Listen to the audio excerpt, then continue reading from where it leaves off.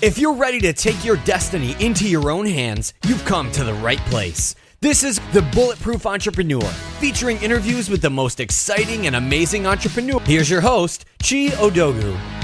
Hey everyone, thanks for tuning into the show today. If you love what you hear on today's episode of the podcast, go to iTunes and leave a review and a comment. It helps other great listeners like yourself find the show. And of course, you can always find more episodes of the Bulletproof Entrepreneur podcast at www.odogwu.com. And without further ado, on with the show. Hey guys, welcome to the show. I have a great guest today. I'm talking to Chris Dayley. Chris Dayley is considered to be a highly talented internet marketing expert. He started from humble beginnings and acquired marketing knowledge and work experience that made him stand out from his peers in a relatively short period of time. In 2014, he founded his company, Dayley Conversion, and he grew to become a fast-rising, award-winning testing and optimization service provider. He eventually merged the company with Disruptive Advertising, a hotshot digital marketing company in Utah, and he now leads the company's practice in testing and optimization. I'm pleased to have Chris on the show to tell us a little bit about himself, his background, and his work experience. So, Chris, welcome to the show. Thank you so much for having me on, Chi. My pleasure. Great. So, Chris, tell us a little bit about yourself and your background. Yeah, so I actually had no idea that I would end up where I am today, probably 10 years ago. In fact, I didn't even know that the industry I'm in right now existed 10 years ago. I started my career in a sales capacity. So I was doing sales for an agency that sold digital marketing. And so I started out selling search engine optimization, which is, all about helping companies get their websites ranked on the Google search results. Mm-hmm. And while I was selling it, I was just fascinated by the whole concept because, Google, something that everyone uses every single day. And I was just blown away that you could influence where your website ranked.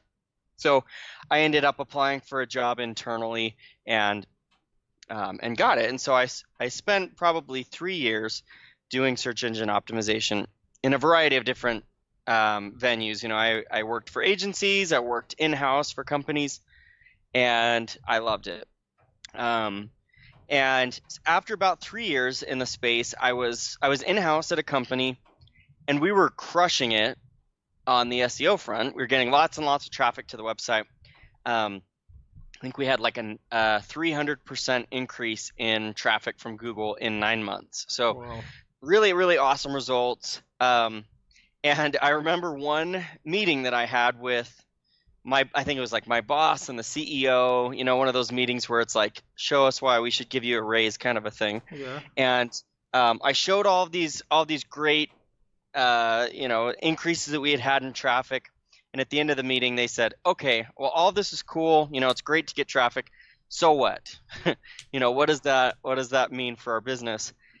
And I couldn't answer their question. I didn't know.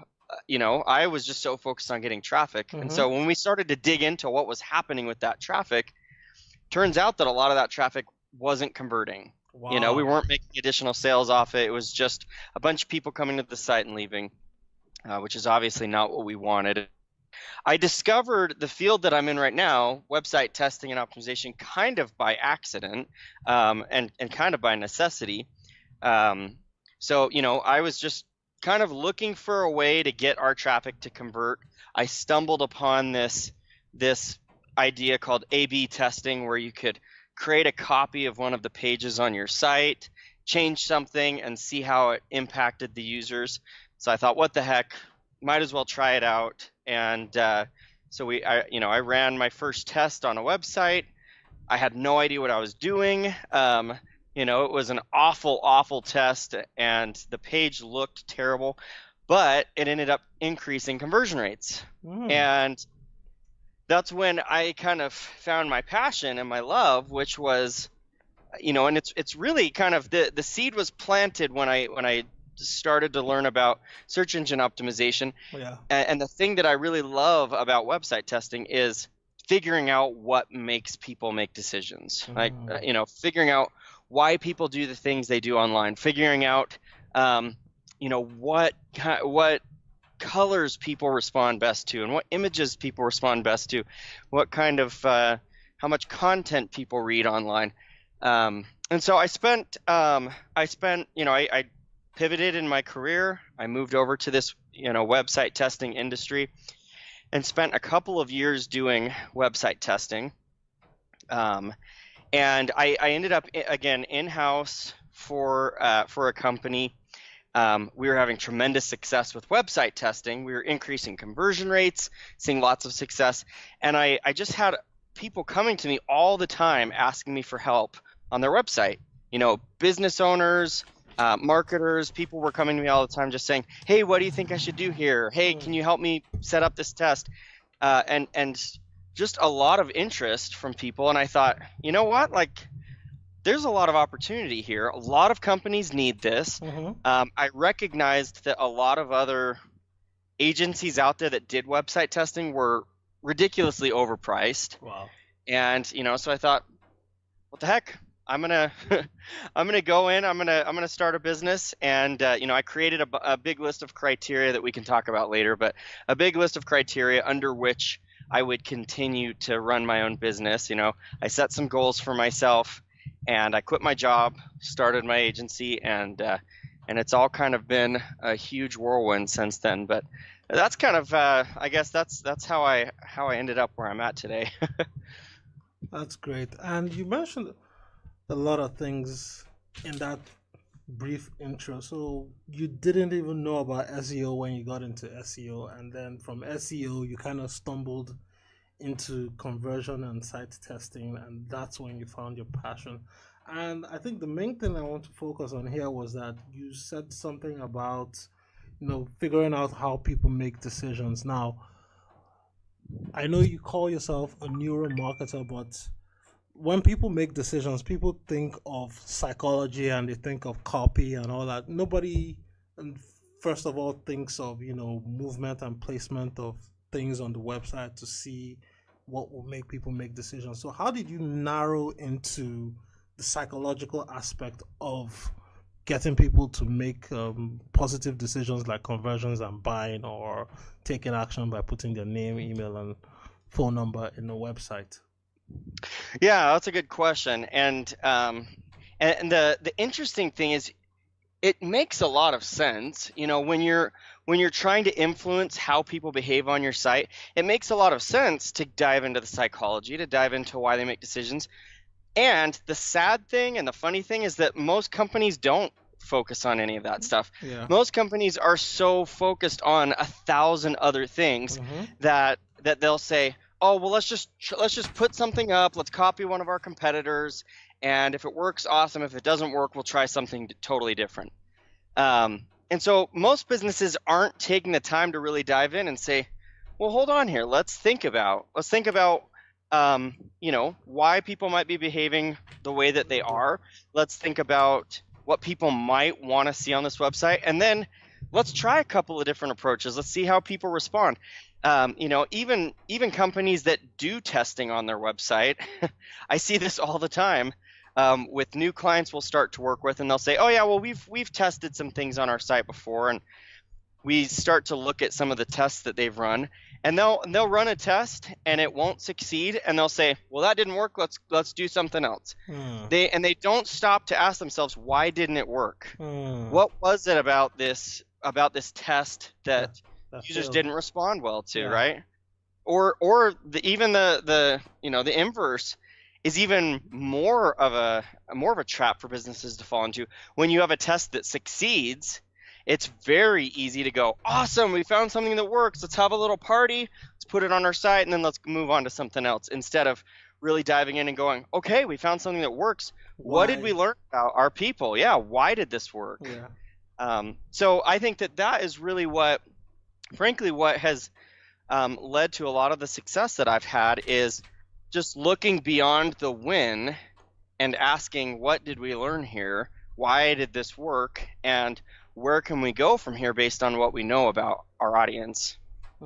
So what were some of the skills you learned in SEO that made it handy when you came into conversion and testing field that helped you start seeing early success with some of your clients? Yeah, well, and that's, search engine optimization is it's an interesting field. It's changed a lot since since the days when I did it. Yeah. I think it was a lot easier back when I did it, but search engine optimization in its purest form is about creating a website that has value, right? So that when someone comes to your site, they find what they're looking for. Ultimately, that's what Google cares about. Google wants to show search results to people that are going to give them the information they want, right? And so, I had a lot of experience with testing copy, headlines, and just really figuring out how to answer people's questions. When they're coming to your site, they're coming with some kind of a need, whether it's they want information, they want a product, they want they want help with something.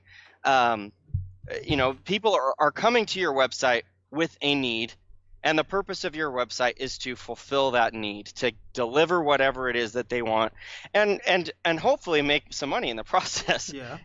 And so I think that doing SEO kind of set me up for success because I went in asking some of those fundamental questions. What are people looking for when they come to my site? What is it that I have that fulfills their need?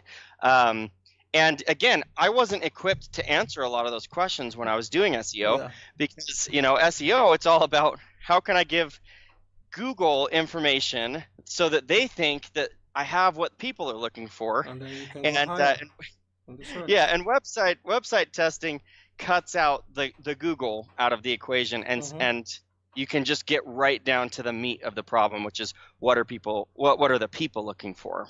One of the things you said earlier was that companies, even Fortune 500 companies, whenever they have their websites up and running, they don't think about testing in depth. The most they would probably do is either invest in design or invest in PPC, getting more traffic to their website, and they wouldn't invest in testing to see what works. So why do you think they don't spend the same amount of time or money investment in working on conversions and testing? Because it's not easy. Okay. I mean, and I get this as someone who started a business. I totally get that you want to be able to make quick, agile decisions. That is it's crucial when you're starting a company to be able to pivot, to change direction, to figure out what makes the most sense for your business. And a lot of companies and most people in the business world have a hard time taking a step back and looking at things from a more strategic standpoint. And it's absolutely necessary when you get your business to a certain point. In fact, we just went through this at Disruptive just a little while ago. So we have grown pretty quickly. I merged my company with Disruptive a little over a year ago. And when I got here, we were at, something like 40 employees. And I think this month we are now over 70 employees. So in the last year, we've almost doubled in size employee-wise.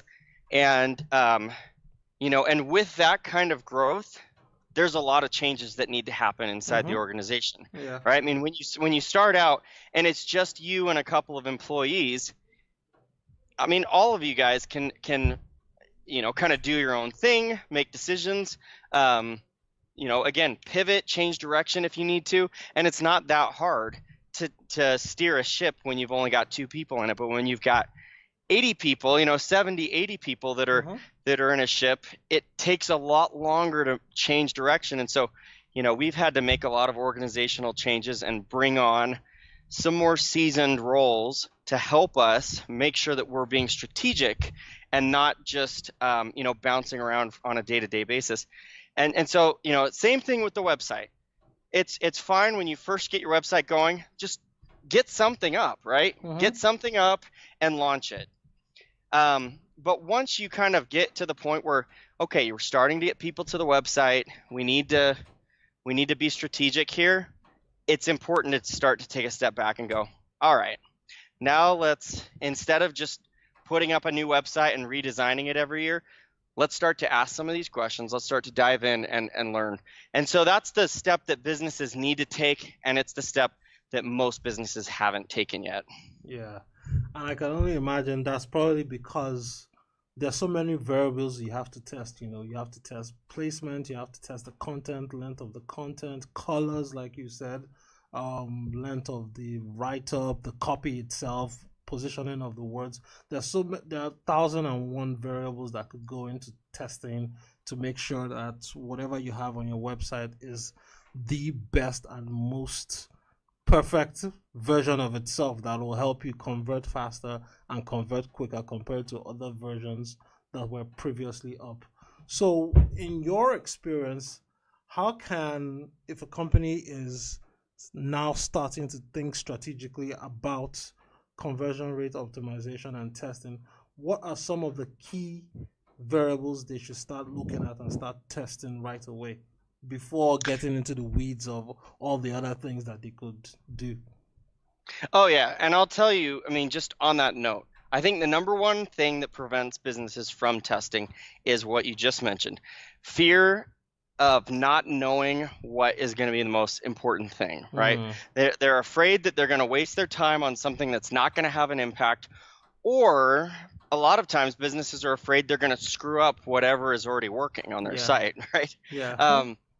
And so a couple of the things I've actually boiled it down to 6 things that I've found are the 6 most impactful elements on any site when you're talking about conversion rate. And what I'll do is I'll give you a couple of the most important on that list, and then I can give you guys a link to the full list and to some other things that you and your audience can dive into. But what I would say are probably the 3 most important things to look at when you start testing. Number 1 is your call to action. Okay. So a call to action on a page, there's a lot of common mistakes people make with call to action. Number one mistake I would say is not having your call to action noticeable and clear. So one of the common things I see on almost every website out there is designers love to use color palettes that match. So, you'll have a blue menu and you'll have blue buttons on your site and you'll have blue headlines and, everything's blue, blue, blue, blue. And then you'll have a white background, and just everything matches and everything flows. And it looks really nice. Yeah. But what happens to the user, going into the psychology here, when you can't immediately tell what you're supposed to click on, people feel stupid. Yeah. And people do not like to feel stupid. And so it's important that the call to action, the thing you want them to do on every page of your site, is super obvious, like almost embarrassingly, like in your face obvious. And so click here, man. Yes, exactly. And I mean, you've seen landing pages you go to before where there's like arrows pointing to the button and you've got a flashing button, that's changing colors. I mean, you don't have to be outrageous like that. And it is super important that within 2 seconds, your user can figure out what they're supposed to do. So use color contrast to your advantage. Make sure that call to action button is the only thing on the page that is a contrasting color, something that's like red or orange or green, really stands out against everything else. So that's one thing that I would absolutely recommend testing, is figure out what your call to action needs to look like and what it needs to say. That's one of the first tests that I will usually run. The second thing is distractions. So again, one of the things that I always will counsel my clients and my employees to do is approach every test with a question. You don't want to go in assuming that you know what is going to affect conversion rates. And so you want to ask yourself questions and then use testing to find the answers. So one question that I will always ask on every client site that we work with is, what could potentially be distracting our users? what could potentially be distracting them from the call to action. Mm-hmm. And so one of the most common distractions is too much stuff. So we ran a test on one of our client sites that sells all kinds of products. So they sell t-shirts and hats and lighters and switchblades and just anything you can imagine for under $100. Yeah. So on their homepage, you go to their homepage, and they had, I don't know, probably 75 products on their homepage. Wow. And they had them all grouped together in categories. They have like new arrivals, most popular products, highest reviewed products, and then they had like a shirt category and men's shirts, women's shirts, accessories. I mean, they had all these different categories, and they'd have all these products listed on their homepage. And they thought they were being really strategic with this. They say, oh, well, we don't know what people are looking for when they come to our site, so we want to make sure that we don't alienate people. Like, if they don't want t-shirts, we want to make sure that we've got accessories on there. We want to make sure that if they're a male, we have products for them. We want to make sure they have female products, right? They're trying to make sure that there's something on the homepage for everyone. Everybody. But when you try to please everybody, you please no one. Please nobody, right? Yeah. And when you give too many options, it confuses people. Yeah. It overwhelms people, and people have a hard time making a decision. Yeah. And so one of the first tests that we ran on their site is, I call it an existence test. We just tested removing things from the page. So, we had one version where we removed t-shirts from the page. We had another version where we removed accessories from the page. We ended up with 8 different versions of their homepage, and all we had done is remove stuff. Mm-hmm. These are very, very easy tests to build. We launched the test, and within a week, 7 of the 8 variations had generated an increase in revenue to the tune of about $40,000 in increased revenue. Oh, wow. Just from removing stuff from the site. Right? And so then, of course, the question that I have to ask is why? Why did all of those variations increase revenue? And of course, the answer is there were too many things. Mm-hmm. There were distractions, and the distractions happened to be their products. And so that test right there, in 1 week, we identified 7 distractions on the homepage that by removing, we were able to increase revenue. So number 2, figure out and ask yourself what could be distracting our users and try removing those things. Mm-hmm. It's a very easy way to identify distractions, right? Yeah. And then the third thing that I will always ask is how customized is our mobile experience? So a big common misconception people have about mobile is businesses will just say, do we have a mobile website? If they have a mobile website, they just kind of check that item off their list and then move on to other things, right? Yep. But the fact of the matter is, people on a mobile device behave totally different than people on a desktop device. Yeah. And so another first thing that we test with a lot of our clients is, what should we have on our mobile site? Is there something that we have on our desktop site that we shouldn't have on our mobile site, right? So again, we're talking about potentially removing things on mobile that we have on desktop. So typically, mobile users want to read a lot less content. So you might want to test removing some content that you have on your desktop site. Typically, if at all possible, mobile users are a lot more likely to call you than they are to fill out a form. And so can you implement click-to-call buttons instead of a form, right? In fact, I just ran a test for a client a week or 2 ago where we literally removed the form from the mobile site and we put a click-to-call button on.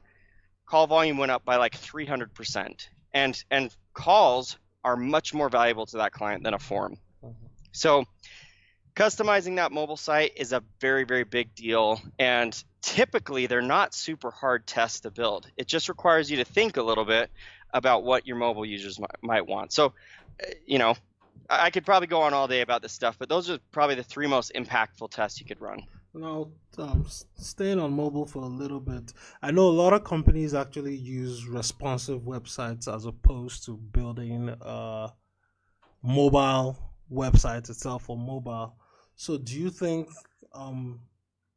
that's laziness on their part, or they should start splitting them out? Because sometimes people just don't want to deal with a mobile website and then a desktop website, and they just feel, well, if it's responsive, it's going to work on both anyway, and it will look fairly decent on both platforms. So why not just leave it as a responsive? Oh yeah, and I actually completely agree with that mentality. You don't want to have to deal with two completely separate sites. And even with a responsive design, it's very, very easy to have a different experience. Like it's very simple when, once you get down below a certain screen size, when you get down to a mobile screen size, it's very easy to go in and code your site so that certain things get removed at that screen size. Okay. Or so that things change. So you can keep a responsive site and have it be customized for mobile. Just by tweaking some things, having, your form disappear once you get down to a mobile screen size and replace it with a button. Or once you get down to a certain screen size, remove half of your content and all of your images so that the site loads faster, so that, again, you're customizing for that mobile user. Okay, because I know that's one of the biggest things, especially for the audience that are starting their own businesses themselves. And when you're starting out, you actually pretty much are the web designer and the marketer, content creator, the producer, everything. So you might not want to think of that extra step of, man, I need to go create that mobile website, and I have barely figured out WordPress. So that's good to know that it's just a easy tweak of a button and then it'll be done. So when you started your consulting firm and your agency, how did you land your first client? Yeah, that's a good question. And I'm going to add on to that question. How did I get my first client and second client? Because sometimes the second client, in my case, my second client was harder than the first. Okay. So we'll talk about that. We'll talk about why it was harder also. Yeah. So my first client, when I mentioned I was working in-house for a company, and I had a bunch of people that kept coming to me asking me for help with their websites. Yeah. I actually kind of engaged with my very first client before I even started my business.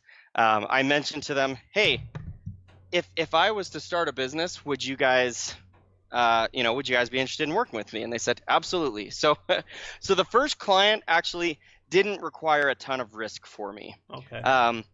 But when I decided to take on that client, I said, I met with a lot of entrepreneurs. I had a lot of mentors at the time, and and some of the advice that I got was, if you're going to start a business, start a business. Don't try to start it on the side, because what a lot of budding entrepreneurs will do is they will say something like, well, I'll start my business on the side, and then once I'm making as much on the side as I am in my current job, then I'll quit my job. Yeah. All right. But the problem with that, and I mean, this isn't new advice. I'm sure people on your show have talked about this many, many times. The problem with that is you are not very motivated at all to make crap happen when you've got a full-time gig and you're just kind of tinkering around on the side. Like, it is very, very, very unlikely that you will start a successful business part-time while you've got a full-time job. And so I decided, okay, if I'm going to take on this client, I'm going to quit my job and I'm going to start a company. And so that's what I did. So this client said, yes, we'll work with you. I decided to start my company, and I had a client in the bag. And so that process was a lot easier than getting my second client. So how did you land the second client, and why was that a big challenge for you?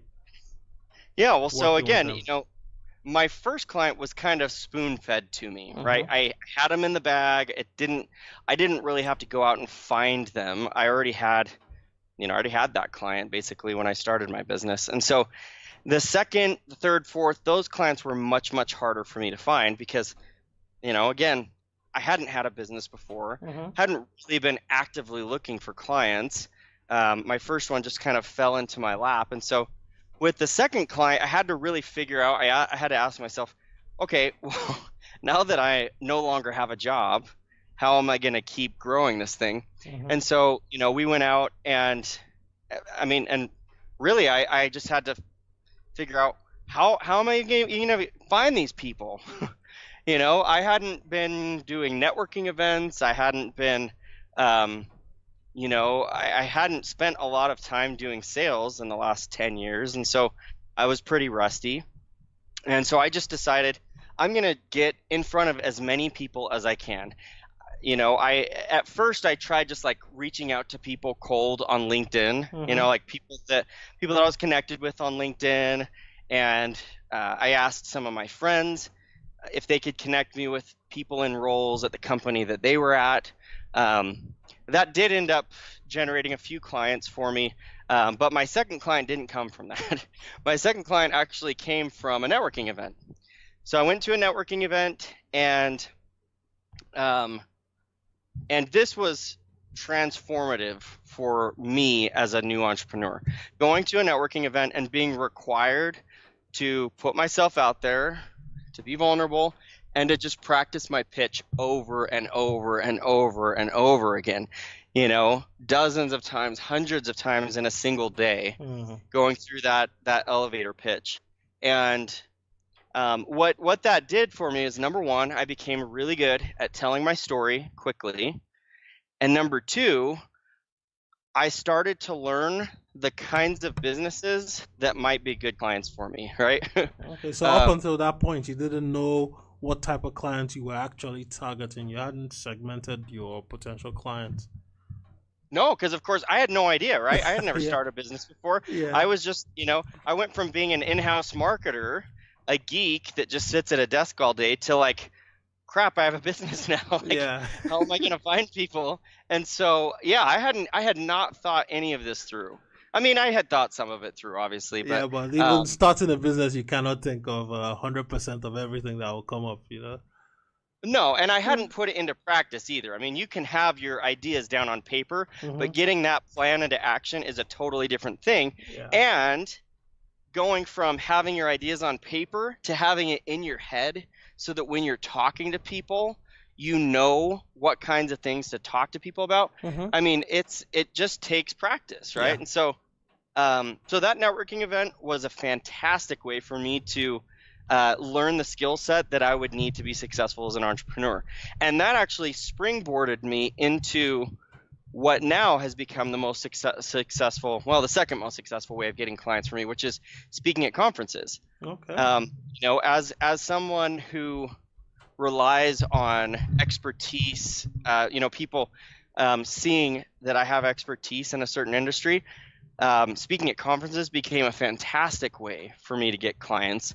And those networking events really prepared me, number one, to have the confidence to speak in front of people that were intimidating. Because when you go to networking events, especially if you're going to quality networking events that are with other business owners, it's super intimidating when you've come from, lowly beginnings as, just an employee, and you go, holy shit, all of these people are business owners. Like, these are all successful people. They're all way more successful than I am at this point. It can be really intimidating to talk to them like you are their peer. And what you learn pretty quickly is that you are their peer. I mean, all these business owners are just normal people. When you go speak at a conference and you've got a bunch of people staring you down, waiting for you to say something profound, it's really intimidating. And you go, wow, these people, like, if I don't say something great, they're not going to like me. They're just normal people too. And so it's really helpful to get past that mindset of being intimidated by people and be able to go and feel comfortable with who you are, feel comfortable with what you bring to the table, and go, not everyone's going to be interested in this. And that doesn't mean that I suck. That doesn't mean that I have nothing to offer. It just means these are all normal people, and not everybody's looking for what I have to offer. But the few that are, will definitely come up and reach out to you and say, "Hey, I liked what you said. Can we talk further? And can we, see if we can get some business going together?" Exactly. Yep. Oh, that's great. And one thing you were talking about, especially this expert positioning thing, because I know you came, you're pretty young. I don't know how old you are, but you're pretty young. And then you have your own business. Now you find yourself networking with people that are probably in middle age or much older than you are. Much older than me. Yep. Exactly. And then you start speaking in conferences as a keynote speaker, as a guest speaker, and all that. And, this expert positioning that you had to adopt, the expert mentality and the expert persona that you had to adopt in order for you to sell your business.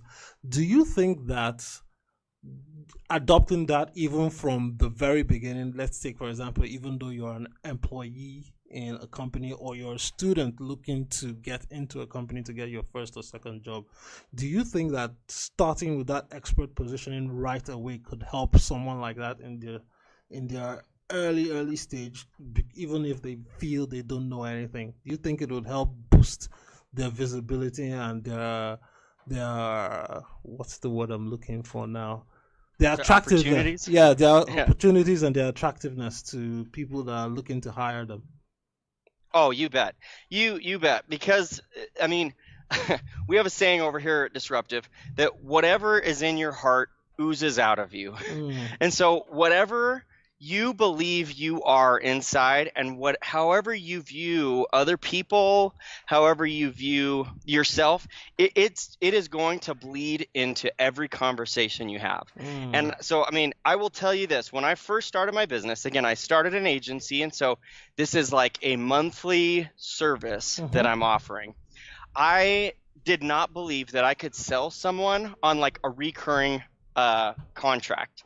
Because I was just like, why would anyone want to sign a contract with me? Like, I'm just going to try to sell them the easiest thing I can possibly sell them, which is like one test, right? And so I went in with that mentality, which was so stupid.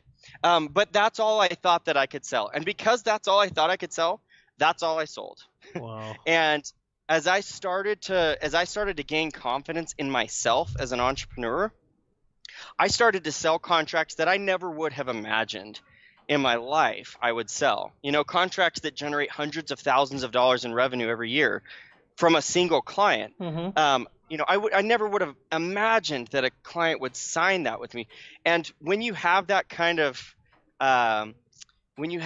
view of yourself, everyone else automatically is going to feel that way about you as well. And so same thing, whether you're an employee, whether you're an aspiring entrepreneur, if you can believe about yourself, I am an expert. I have value to add. In fact, that's one of the things that, we hired on a new employee a couple weeks ago.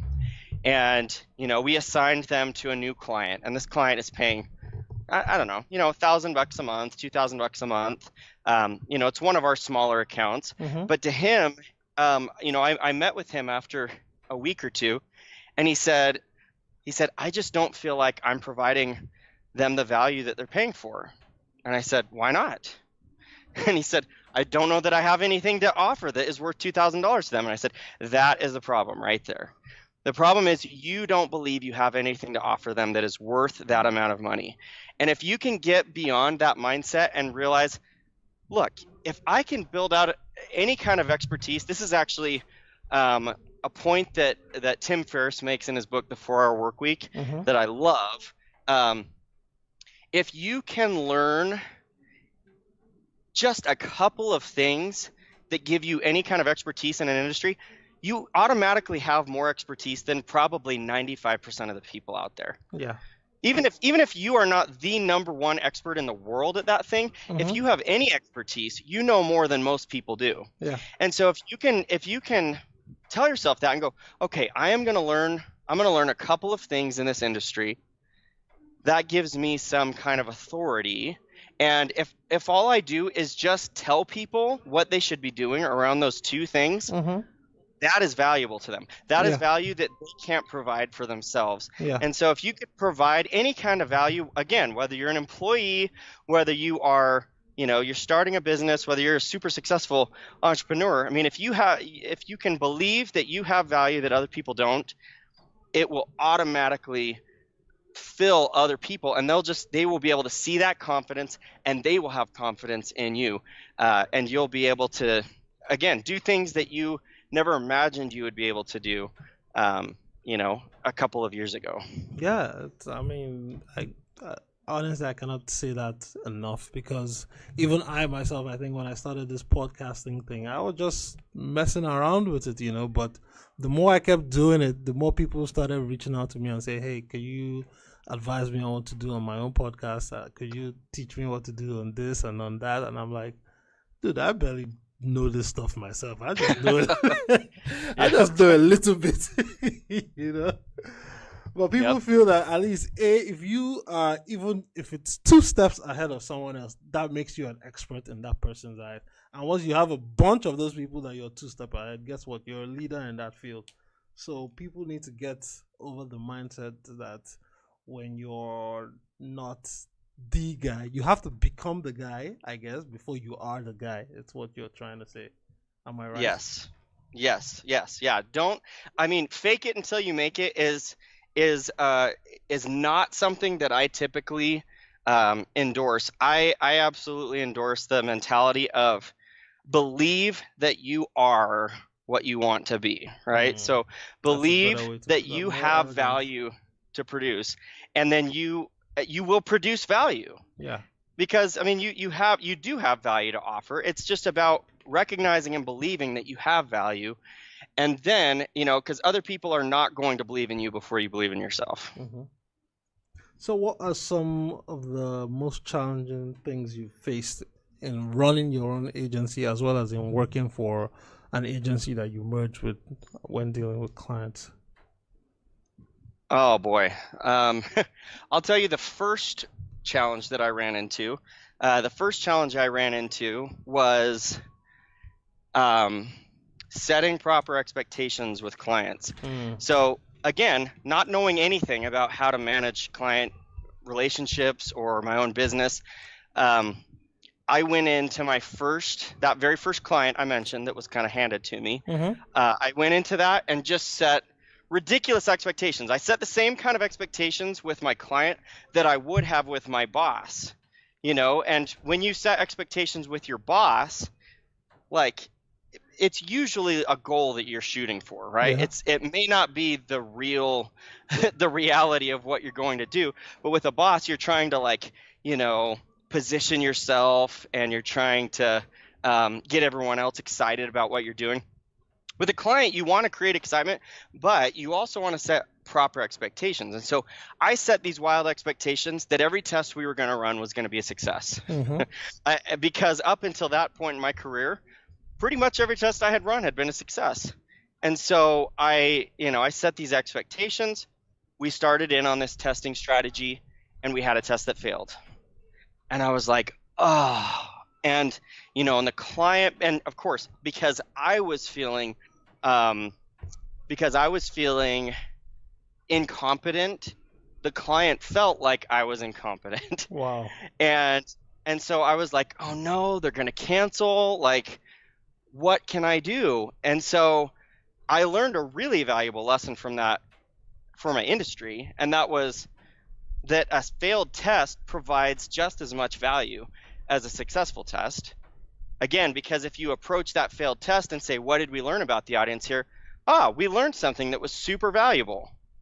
And that provides a ton of value, because now we can pivot, and we can adjust our strategy and use what we learned about our audience to run a follow-up test that is successful. But at the time, I had not properly set expectations ahead of time. And so with all clients going forward, instead of saying every test we run is going to be a success, I started to say, we are going to learn about your audience from every test we run. And not every test will be a success, but we will learn something valuable about your audience from every test. And so in that way, it will be a success. And so that really helped me in the future. But it was, I thought it was going to, it was going to be the end of daily conversion at the time. And thankfully it wasn't. So Yeah. as we start to wind down the show, Chris, you mentioned earlier that you had some list of criteria that you used when you started your business, and obviously you were married at the time you started your business, correct? Yes. So, A, tell us the list of criteria you used to start your business, and B, how did you get your spouse to buy into the vision and the dream of what you wanted to build out? Yeah, those are both really good questions, and I'll try to answer them in as little time as I can. Because again, these were big, big, big challenges at the time. And number one, employee or spousal buy off is probably one of the hardest sales you will ever make as an entrepreneur. Yeah. Because it's your livelihood, right? And especially, I had a really good job when I started my business. I was making 6 figures a year, and it's really challenging to walk away from a really great job in pursuit of something that might not work out, right? And so, so the list of criteria I made, frankly, were part of the buy-off process for the wife. I sat down with some other entrepreneurs that had been very successful, and some of the feedback they gave for me, number one, was you need to have a defined walk-away point.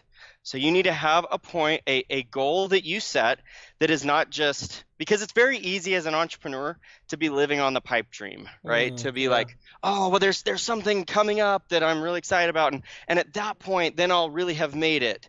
And so, so I sat down and with my wife and I said, okay, what do we need to make in the next 6 months to make ends meet, right? To make this a viable career path. And so we defined what that number was, and I don't even remember what it was, but I mean, it wasn't that much, like maybe $60,000 or something. And so I said, okay, if at 6 months we haven't made, whatever I needed to be at that point, 30,000 or 45,000, at a run rate to make the amount of money we needed to make, if we are not at that run rate by 6 months, I will walk away. Literally, I will walk away. I will get a job the next week. It's not going to be like, oh, well, no, let's just wait until next month. It was a firm commitment. I will walk away from the business. And so that was one of them, was I needed to have a very defined walk away point. Number two is I set for myself, some personal goals of how I was going to get to this point, right? So it was, okay, well, I'm going to do this, and I'm going to do this, and I'm going to do this. I'm going to speak at a conference. I'm going to attend 4 networking events per week. I can't remember what they all were, but some very firm goals, and I committed to those. Yeah. Commitment is a really, really big deal for me as an entrepreneur, because a lot of commitments you make as an entrepreneur, no one else is going to know if you don't follow through with your commitment. I mean, my wife didn't even know. My wife wouldn't have known if I had gone to 3 networking events instead of 4. It was very important for me to commit to something and to follow through with my commitment to myself, right? So those were some of the things, and so my wife and I sat down. We looked at that list of criteria around starting our business. We figured out where we needed to be, where I committed to be, when we were going to walk away, and then we said, all right, let's do this. And from that point, my wife said, okay, I'm bought in for 6 months, right? I mean, she didn't buy in forever right off the bat. It was, I'm bought in for 6 months. And the incredible thing was, after 3 months, we had already exceeded our 6-month goal. And so after 3 months, we knew that this was a viable path. And so at that point, we reestablished some new criteria and said, okay, so this is obviously worth continuing to do. Now, what is the point at which we're going to hire somebody? What's the point? And there, you just up the game a little bit and move on to the next goals. And so that was, my wife was extremely supportive, and I would not have been successful if she had doubted or not been a proponent of me doing that. Right. And I think my second to the last question would be, why did you decide to merge and become part of another company and work as a team as opposed to, being the entrepreneur, the adventurer, the forward guy, and then build your own thing and then stand out as your own boss, like we're popularly led to believe in the media that every entrepreneur wants to be?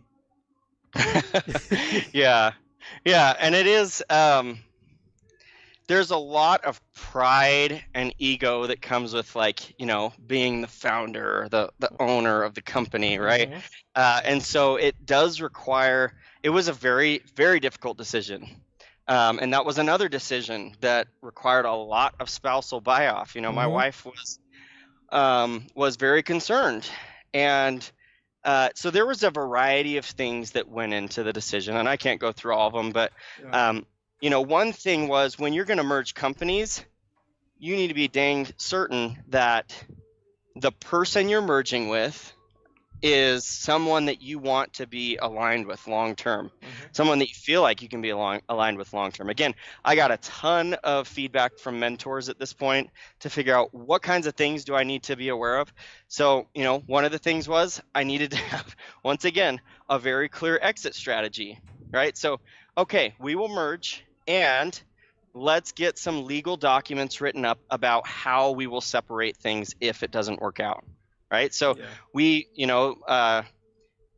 Jake Badsgard, who is the owner of Disruptive, him and I sat down, and I mean, we hammered these things out for hours and hours, and we probably spent 20 hours meeting together and discussing, number one, what is the upside for both of us? Mhm. Is there enough upside to justify this kind of a merger? Number two, so for me, the upside was, I at the time had, I don't know, 15 clients or so, and Disruptive had 400. And so Disruptive immediately gave me access to a ton of potential clients, Mhm. right? Disruptive was a PPC agency, and they had created a lead generation machine for our own business. And so we had figured out how to generate new clients efficiently and affordably. And so I loved that. And that was something that I didn't have at the time, again, because, and so there was a lot of upside for me. The upside for Jake was I was adding a new branch to the company. I was adding a new service that we could offer to all of our clients. I brought additional expertise. I brought additional, business background and, an entrepreneurial skills that are very hard to come by when you're running an organization. It's hard to find people who are hungry and who are as hungry and passionate as an entrepreneur. Mhm. And so so there was a lot of upside for both of us. We clearly defined in spelled out legal documents what things would look like if we decided that it didn't work out, and the time frames under which those things would happen. And so again, my wife and I took a look at that. We said, okay, here are all the things that we need to see in order for this to be a success. We went out to dinner with Jake and his wife and got to know them, and we felt really comfortable with it. And so, yeah, that was part of a very long process. Well, that's good that you summarize it like that, because a merger is kind of like, second marriage. So you want to make sure that Yes, whoever you're merging with is actually going to be the right fit, because that marriage is going to also affect your personal relationship with your wife and everything else you do. So you want to make sure that if you're getting in bed with somebody in business, it better be the right person. And it seems like absolutely. you did all the due diligence necessary to make a great decision there. Yep, So my absolutely. last question for today is for people listening that are, coming down the road and want to do kind of like what you did in terms of either starting your own agency or working with somebody else, especially in a field where they don't even know exists yet. What's some words of wisdom you would want to share with those people? That is a good question. And the advice that I would give, and this is probably not your typical entrepreneurial advice, but I think one of the things that's had the most the most positive impact on my business career is a healthy and regular practice of meditation. So, again, this is not your typical entrepreneurial advice, but the reason that I'm saying this is probably one of the most valuable things is it's super easy when you are either starting a new career path or starting a business. The days can be exhausting. There is so much. I mean, it's like you're drinking from a fire hose every day, and it is really easy to get mental fatigue. And when you get mental fatigue, it's super easy to make stupid decisions. You're not thinking at your peak. You're not giving your best to your clients. I mean, you can get really cranky with your wife, and that can ruin your relationship. You can get cranky with your clients, and that can ruin your business. I mean, you just don't want that. And so one of the things that I do every day is I spend a minimum of 10 minutes a day doing some kind of meditation. There's a ton of different types of meditation, but what that essentially does is it kind of flushes the system, right? It helps you to sort through all of your thoughts. It helps you to become very aware of all the things that are going on inside of you, and it helps you to effectively manage them. And so honestly, that is probably one of the most effective things I can recommend. And there's tons of books out there that you can get to learn different ways of meditating. But yeah. Great. And with that said, my friend, we've reached the end of the show. I really want to thank you for coming. So where can people find you, Chris, and learn about you and what you're doing? Yeah, so people can look me up on Twitter. I'd be happy to answer any questions people have at Chris Dayley. My last name is Dayley. And if people are interested in disruptive advertising, or if they're interested in getting started with A/B testing, we actually have a free guide that people can download online that will give you, all the tools that you might need to do A/B testing, some of the tests that you should think about. And people can get that by going to disruptiveadvertising.com/guide. And there's a little box. If people are interested in talking with us, they can check the little box. Otherwise, you can just get the guide and get out of there. Great. And you know what? That just reminded me of a fun fact about you that most people wouldn't know, is that you have never opened a Facebook account. I never have. So why are you being so stubborn, man? Why are you a cheeky non-conformist? Why don't you want to join the bandwagon?